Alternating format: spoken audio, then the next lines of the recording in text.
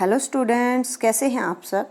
आज इस वीडियो में हम करेंगे कक्षा 5 की हिंदी की पाठ्य पुस्तक रिमझिम का पाठ एक माँ की बेबसी पाठ नंबर 9 के इस वीडियो में हम अभ्यास के प्रश्नों के उत्तर करेंगे। तो चलिए स्टार्ट करते हैं अपने अभ्यास के प्रश्नों के उत्तर।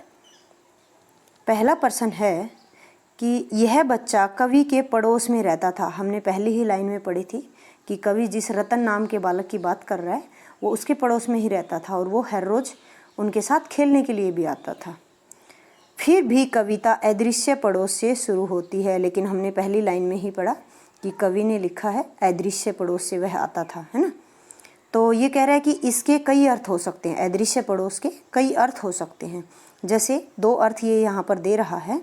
कवि को मालूम नहीं था कि यह बच्चा ठीक ठीक किस घर में रहता था। देखिए, पहली बात तो ये हो सकती है कि कवि को पता ही ना हो कि वो बच्चा किस घर में रहता है। और दूसरी बात ये हो सकती है कि पड़ोस में रहने वाले बाकी बच्चे एक दूसरे से बातें करते थे, लेकिन यह बच्चा बोल नहीं पाता था, इसलिए पड़ोसी होने के बावजूद वह दूसरे बच्चों के लिए अनजाना था, है ना। हमने पाठ में पढ़ा था कि सभी बच्चे जब घुल मिल कर खेलते थे तो वो बच्चा क्या था, थोड़ा सा घबराता रहता था। क्यों? क्योंकि वो बोल नहीं पाता था। तो ये कह रहा है कि इन दोनों में से आपको कौन सा सही लगता है ना। तो देखिए, ऐसा तो हो नहीं सकता कि आपके पड़ोस से कोई बच्चा आपके साथ हर रोज़ खेलने के लिए आए और आपको पता ही ना हो कि वो किस घर से आ रहा है, क्योंकि अगर आप जब तक उसको जानते नहीं हैं तब तक आप उसके साथ नहीं खेलते हैं और आपके मम्मी पापा भी उसके साथ नहीं खेलने देते हैं। तो अगर पड़ोस से हर कोई बच्चा हर रोज़ आपके पास खेलने के लिए आता है तो ये तो आपको ज़रूर पता होता है कि वो कौन से घर से आ रहा है, क्योंकि कभी आप उसकी बर्थडे पार्टी में जाते हैं या कभी आप उसकी मम्मी से मिलते हैं, है ना। तो घर का तो आपको ज़रूर पता चल जाता है। तो इसका मतलब है कि जो दूसरी बात है ख में जो कही गई है कि जो पड़ोस में बाकी बच्चे थे वो अच्छे से बात करते थे, लेकिन वो बच्चा बोल नहीं पाता था, इसलिए वो अनजाना सा रहता था, इसीलिए कवि यहाँ पर अदृश्य पड़ोस की बात कह रहा है ना। तो ये वाला अर्थ सही है। या फिर ये कह रहा है कि कोई और अर्थ हो सकता है। तो देखिए, और यही हो सकता है कि वो बच्चा, उसका घर, जैसे आप कई बार पार्क में खेलने जाते हैं, कई बार हर रोज़ एक बच्चा आने लगता है, आप उसके साथ खेलने लगते हैं, तो ऐसा होता है कि उसका दूर होता है घर, है ना। यानी कि घर उसका काफ़ी दूर हो सकता है और वो बच्चा हर रोज़ वहाँ पर खेलने के लिए आता हो, इसलिए उनकी उससे दोस्ती हो गई हो। तो एक ये अर्थ भी हो सकता है कि वो अपनी माँ के साथ हर रोज़ वहाँ पर आ जाता हो खेलने के लिए उन बच्चों के साथ। अगला प्रश्न है प्रश्न नंबर 2, अंदर की झटपटाहट। हमने कविता में पढ़ी है कि वो बच्चे के अंदर झटपटाहट सी रहती थी। उसकी आंखों में किस रूप में प्रकट होती थी। तो हमने पाठ में पढ़ा ना, भयभीत। तो भयभीत शब्द का कविता में हमने पढ़ा है, भयभीत शब्द, है ना। तो भयभीत क्या होता है? डरा हुआ, है ना। तो ये कह रहा है कि किस रूप में प्रकट होती थी। इसने 3 ऑप्शन दिए हैं। क है चमक के रूप में, ख है डर के रूप में और ग है जल्दी घर लौटने की इच्छा के रूप में, कि जल्दी से मुझे घर जाना है। तो कविता में क्या पढ़ा है आपने? भयभीत। तो इसका सही उत्तर क्या है? ख, कि उसकी आंखों में डर के रूप में उसकी झटपटाहट प्रकट होती थी। अगला है तरह तरह की भावनाएं। देखिए, आपके मन में बहुत तरह की भावनाएं उठती हैं, वो किस किस तरह की होती हैं। जैसे ये कह रहा है कि नीचे लिखी भावनाएं कब या कहाँ महसूस होती हैं। इसने झटपटाहट एक शब्द होता है, एक भावना होती है एक तरह की बच्चे के अंदर, उसके 3 अर्थ दिए हैं। एक अधीरता यानी कि बेचैनी के रूप में, एक इच्छा जब आपका कुछ करने का मन हो, इच्छा हो आपके मन में, और एक होता है संदेश यानी कि किसी को कुछ बताना आप चाह रहे हो। तो 3 तरह के इसने हमें बातें बताई हैं। तो अब ये आपसे पूछ रहा है कि ऐसी भावनाएं आपके मन में कब महसूस होती हैं आपको, है ना। जैसे पहली है अधीरता। ये कह रहा है कि अधीरता मतलब बेचैनी होता है कि कहीं जाने की जल्दी हो और जाना संभव न हो।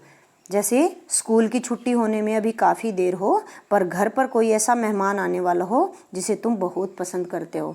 जैसे आपको पता है आज कि आपका मामा आपके अपने बच्चों को लेकर के आपके घर आ रहा है, या आपकी बुआ आपके घर आ रही है ना। और आपको मम्मा ने स्कूल में भेज दिया, और स्कूल में आपके मन में पूरा दिन क्या रहेगा कि मामा पता नहीं आ गए होंगे या बुआ आ गई होगी, क्या उनके बच्चे क्या कर रहे होंगे ना। आपका दिमाग वहीं रहता है घर पे ही, और आप जा नहीं पाते स्कूल छोड़ के बीच में, है ना। तो इसी तरह की जब बच्चे के मन में बेचैनी होती है तो ये कह रहा है कि ऐसी बेचैनी आपके मन में कहाँ होती है। तो देखिए वैसे तो बच्चे अपना अपना उत्तर लिख सकते हैं, लेकिन जैसा कि आप बच्चों ने पाठ पढ़ाते टाइम मेरे से शेयर किया था कि जब आपका कोई दोस्त इंतज़ार आपका कर रहा होता है ना, जैसे आप ट्यूशन पे चले जाते हैं और ट्यूशन टीचर बोल देती है आज आपकी छुट्टी, जैसे हर रोज़ 5 बजे छुट्टी होती थी आपकी, 4 से 5 आप ट्यूशन करते थे, तो वो टीचर क्या बोलती है आपको कि आज आपकी छुट्टी 5 बजे नहीं होगी, आज आपको एक आधे घंटे का टेस्ट और करके जाना है।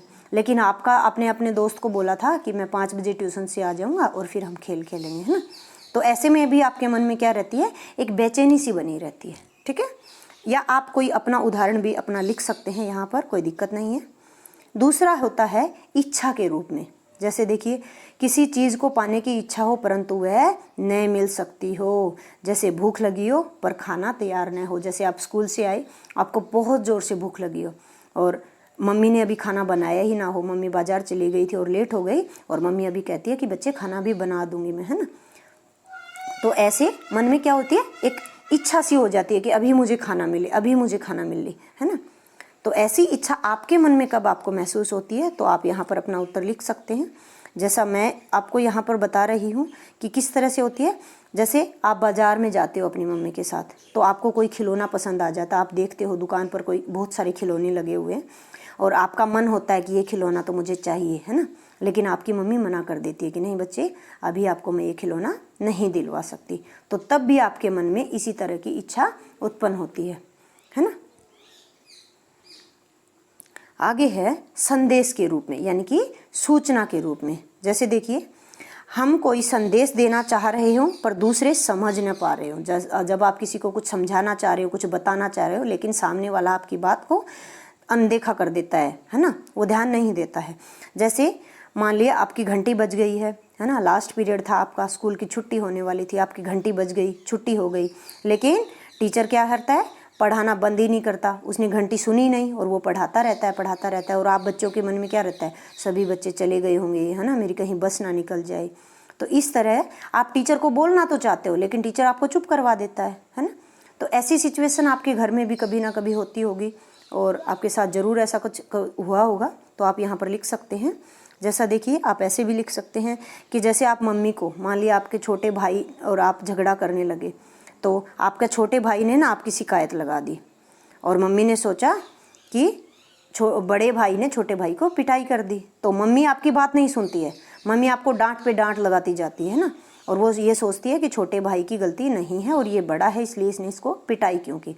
आप मम्मा को अपनी बात बताना चाहते हैं कि इसने गलती की थी, लेकिन मम्मा आपकी बात सुनती नहीं है, वो आपको डांटती रहती है। ऐसा होता है ना। कोई आपके पास और भी कोई अगर बात है तो वो भी आप यहाँ पर लिख सकते हैं। अब ये कह रहा है कि इन तीनों तरह की झटपटाहटों के बारे में, बच्चे के अंदर कब कब झटपटाहट होती है आपने पढ़ लिया। अब आप बताइए कि इनमें से कौन सा अर्थ या संदर्भ इस बच्चे पर लागू होता है, इन तीनों में से। तो जैसा कि आपने कविता में पढ़ा था, क्या हुआ था कि वो बच्चा बोल नहीं सकता था। तो आपको पता है जो बच्चा बोल नहीं पाता है वो जब दूसरों को अपनी बात समझाने की कोशिश करता है तो दूसरे उसकी बात को जब अच्छे से समझ नहीं पाते हैं तो उसके मन में भी ऐसी ही झटपटाहट होती होगी, है ना। उसको लगता होगा कि ये सामने वाला मेरी बात को समझ क्यों नहीं रहा है, ठीक है। तो इसमें से जो संदेश वाला अर्थ है वो इसके संदर्भ में बिल्कुल सही है। तो इस तरीके से आपको 3 अपने उदाहरण लिखने हैं अपनी लाइफ से जुड़े हुए कोई बातें 3, और उसके बाद नीचे बताना है कि कौन सा सही है।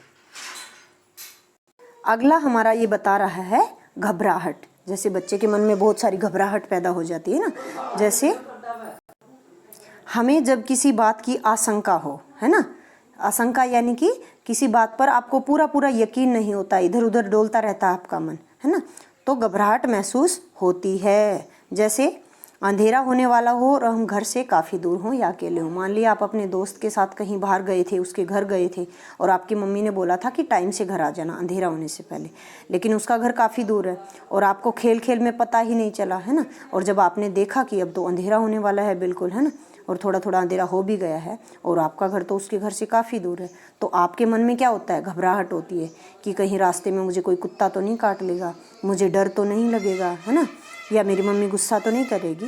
तो ऐसे बच्चे के मन में घबराहट महसूस होती है। तो आपको भी ऐसा कोई उदाहरण लिखना है कि आपके मन में कब घबराहट महसूस होती है। जैसे देखिए, जब लाइट चली जाती है, अंधेरा हो जाता है ना बिजली जाने पर, तो अगर मम्मी बच्चे को बोलती है कि कमरे में से कुछ ले आओ, तो बच्चा क्या करता है, डर के कारण उसको घबराहट महसूस होती है, उसके अंदर में डर होता है कि अंदर तो अंधेरा है ना। आप भी अपना कोई उदाहरण लिख सकते हैं यहाँ पर। दूसरा देखिए, समय कम हो और हमें कोई काम पूरा कर लेना हो, जैसे परीक्षा में देखा गया है। देखिए, जैसे आपको टीचर आपका पेपर ले रहा है ना, और आपको टीचर बोलता है कि सिर्फ 5 मिनट बाकी हैं, अभी अपना पेपर जल्दी से चेक कर लो, और आपने देखा कि आपके तो अभी 2 प्रश्न अभी करने ही बाकी हैं, है ना, 5-5 नंबर वाले। तो आपको क्या लगता है, अरे मेरे 10 नंबर कम तो नहीं आ जाएंगे, है ना। तो आपको मन में क्या होती है, घबराहट होती है ना, कहीं मैं फेल तो नहीं हो जाऊंगा, कहीं मेरे मार्क्स कम तो नहीं आ जाएंगे।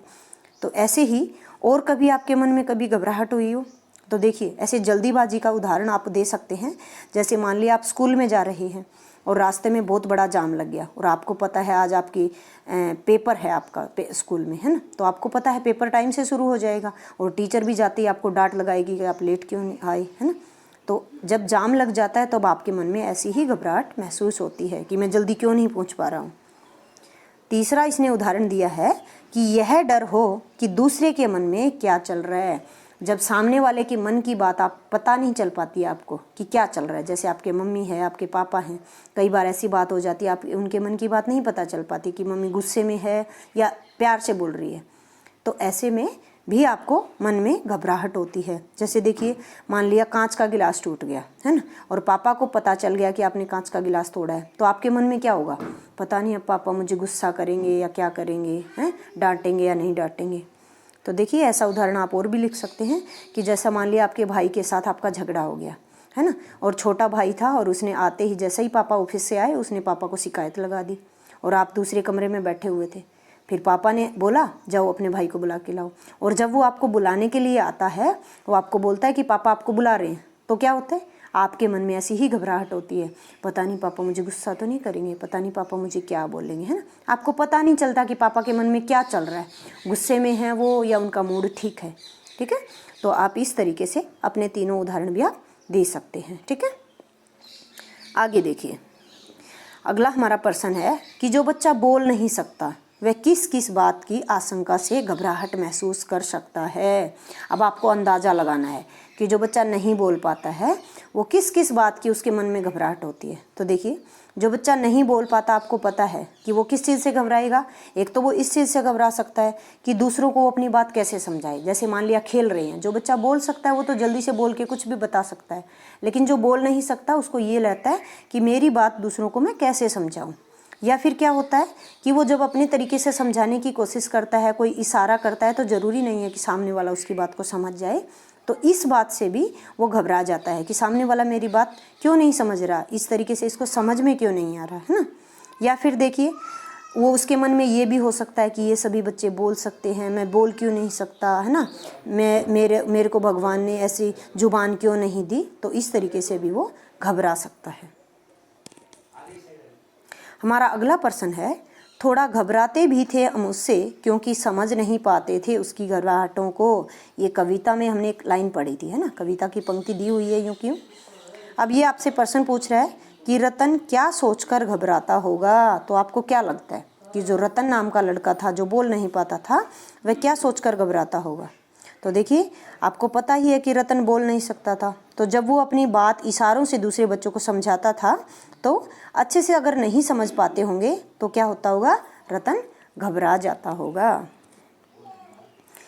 आगे है कि अपने दोस्तों से आपको पूछना है, आपके 4 दोस्तों के आपको नाम लिखने हैं यहाँ पर, और उनसे पूछना है आपने कि कौन क्या सोचकर उनमें से और किस काम को करने में घबराता है और उसका कारण क्या है। जब अगर वो घबरा रहा है तो उसके पीछे उसका क्या कारण है।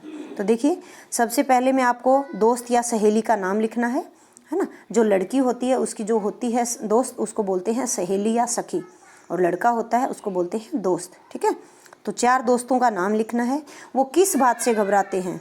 जैसे देखिए, यहाँ पर मैं लिख रही हूँ, जैसे एक अमन है, मेरा दोस्त एक अमन है, वो किस बात से घबराता है, उस अंधेरे से घबराता है। अच्छा, उसके घबराने का कारण क्या है, यानी कि वो अंधेरे से क्यों घबराता है? क्योंकि उसको डर लगता है। जबकि उसकी मम्मी उसको बोलती है कि अंधेरे कमरे में से कुछ ले आओ, तो वो बिल्कुल नहीं जाता, उसे डर लगता है ना, कि कहीं अंदर भूत ना हो, है ना। उसको भूत से ऐसे डर लगता है, बच्चे डर जाते हैं ना कि अंदर अंधेरे में कहीं भूत ना हो या कोई सांप ना हो, ऐसे। अब एक लड़की है दिया, वो पढ़ाई से घबराती है। वो पढ़ाई से क्यों घबराती है?